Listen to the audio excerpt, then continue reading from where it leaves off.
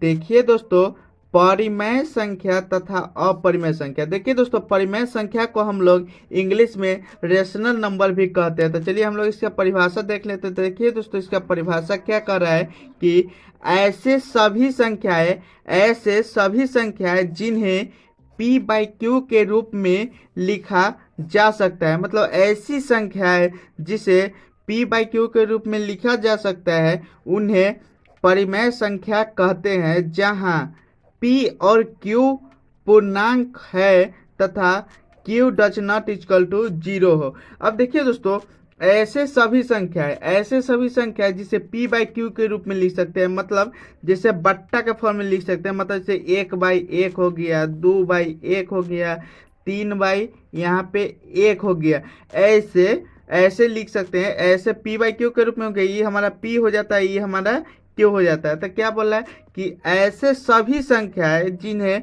p/q के रूप में लिखा जा सकता है, उन्हें परिमेय संख्या कहते हैं, जहां pq एक पूर्णांक है तथा q नॉट इक्वल टू 0। मतलब यहाँ पे कह रहा है कि हमारा यहाँ पे जैसे देख लीजिए दोस्तों, यहाँ पे 2/3 है, यहाँ पे p हमारा ऊपर वाला हो जाएगा, यहाँ पे q नीचे वाला हो जाएगा। अब देखिए दोस्तों, यहाँ पे बोल रहा है कि ये जो हमारा q होगा ना, वो हमारा यहाँ पे 0 नहीं होना चाहिए। क्या, यहाँ पे हमारा q जो है वो 0 नहीं होना चाहिए।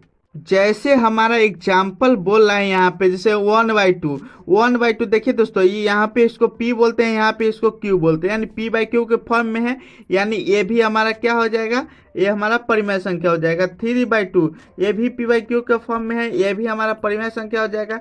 अब देखिए दोस्तों, यहाँ पे 4-4/5 बोला है, यानी कहने क्या मतलब कि परिमेय संख्या ऋणात्मक भी हो सकता है। जैसे ऋणात्मक संख्या, जितना जो ऋणात्मक संख्या होता है, जिसको जिसको हम लोग p/q के फॉर्म में, जैसे -4/5, -6/5, ऐसे करके जितनी भी ऋणात्मक संख्या जिसे हम लोग p/q के रूप में लिख सकते हैं, वो सारी संख्या हमारा परिमेय संख्या कहलाती है। जैसे यहाँ पे एग्जाम्पल क्या बोला है, -4/5, 5/-7, ये भी परिमेय संख्या है, क्योंकि ये भी p/q के फॉर्म में है।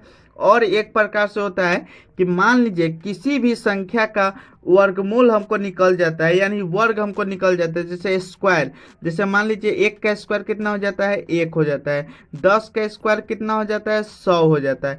तो इसको हम लोग 100 को कितना लिख सकते हैं, √100 लिख सकते हैं। अब देखिए दोस्तों, √100 को जब स्क्वायर करेंगे तो यहाँ पे 10 का स्क्वायर होके बराबर हो जाएगा 10 का स्क्वायर, यानी 100। तो ठीक उसी प्रकार यहाँ पे बोल रहा है कि जिसका रूट निकल जाए वो भी हमारा परिमेय संख्या कहलाता है। जैसे 25 का रूट कितना हो जाता है, 25 एक रूट में है, उसका वर्ग कितना हो जाता है, 5 का वर्ग कितना हो जाता है, 25 हो जाता है, यानी ये भी हमारा परिमेय संख्या है। और 225 किसका वर्ग होता है, 15 का, यानी हमारा 225 भी एक परिमेय संख्या है। अब चलिए दोस्तों, हम लोग अपरिमेय संख्या देख लेते हैं कि अपरिमेय संख्या किसे कहते हैं। तो देखिए दोस्तों, अपरिमेय संख्या किसे कहते हैं। अपरिमेय संख्या को हम लोग इंग्लिश में इरेशनल नंबर भी कहते हैं। क्या कहते हैं इंग्लिश में, इरेशनल नंबर कहते हैं। तो देखिए दोस्तों, इसका परिभाषा क्या होता है कि ऐसे सभी संख्याएं जिन्हें p/q के रूप में नहीं लिख सकते, मतलब ऐसे सभी संख्या है। परिमेय संख्या में क्या था कि ऐसे सभी संख्या जिसे p/q के रूप में लिख सकते हैं, लेकिन अपरिमेय संख्या में क्या होता है कि ऐसे सभी संख्या है जिसे हम लोग p/q के फॉर्म में नहीं लिख सकते हैं, p/q के फॉर्म में नहीं लिख सकते हैं मुख्यतः। अब नहीं लिख सकते हैं p/q के फॉर्म में, तो भाई किस में लिख सकते हैं, तो भाई रूट में लिख सकते हैं। किस में लिख सकते हैं, रूट के अंदर।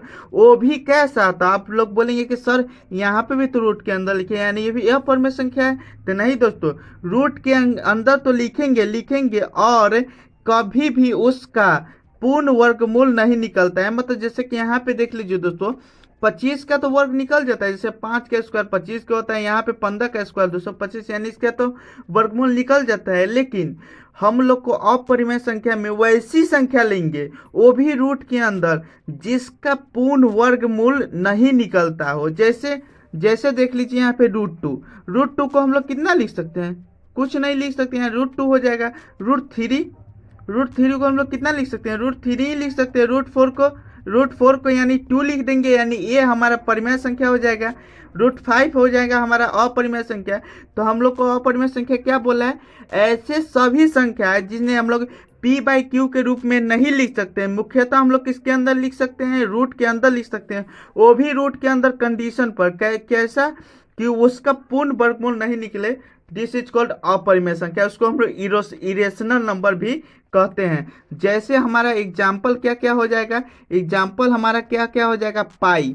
सभी लोग का क्वेश्चन होता है कि सर पाई क्या है। पाई एक, आज हम लोग को बता देते हैं कि पाई एक अपरिमेय संख्या, जबकि इसका जो होता है 22/7, इसको हम लोग p/q के फॉर्म में लिख देते हैं। इसीलिए यह जो होता है 22/7 एक परिमेय संख्या होता है, जबकि पाई एक अपरिमेय संख्या होता है। उसके अलावा √3 हो जाएगा, यहाँ पे √7 हो जाएगा, रूट यहाँ पे 11 हो जाएगा, √17 हो जाएगा, √105 हो जाएगा। ये सब का वर्गमूल नहीं निकलता है, ये सब का वर्गमूल नहीं निकलता है, वर्ग नहीं निकलता है। इसीलिए ये सब जो सारी संख्या हो जाएगी हमारा अपरिमेय संख्या हो जाएगा। और यहाँ पे एक नोट और बोल रहा है कि पाई जो है एक अपरिमेय संख्या है, इसको आप लोग याद रख लीजिए, क्योंकि ऐसा क्वेश्चन बार बार देखने को मिलता है कि पाई क्या है। सभी को कंफ्यूजन होता है कि पाई क्या है, एक अपरिमेय संख्या है। तो आई होप दोस्तों आप लोगों को परिमेय संख्या और अपरिमेय संख्या अच्छे तरीके से समझ में आ गया होगा, और वीडियो पसंद भी अगर पसंद है तो प्लीज़ वीडियो को लाइक कीजिए, चैनल को सब्सक्राइब कीजिए। मिलते हैं नेक्स्ट वीडियो, तब तक के लिए बाय बाय।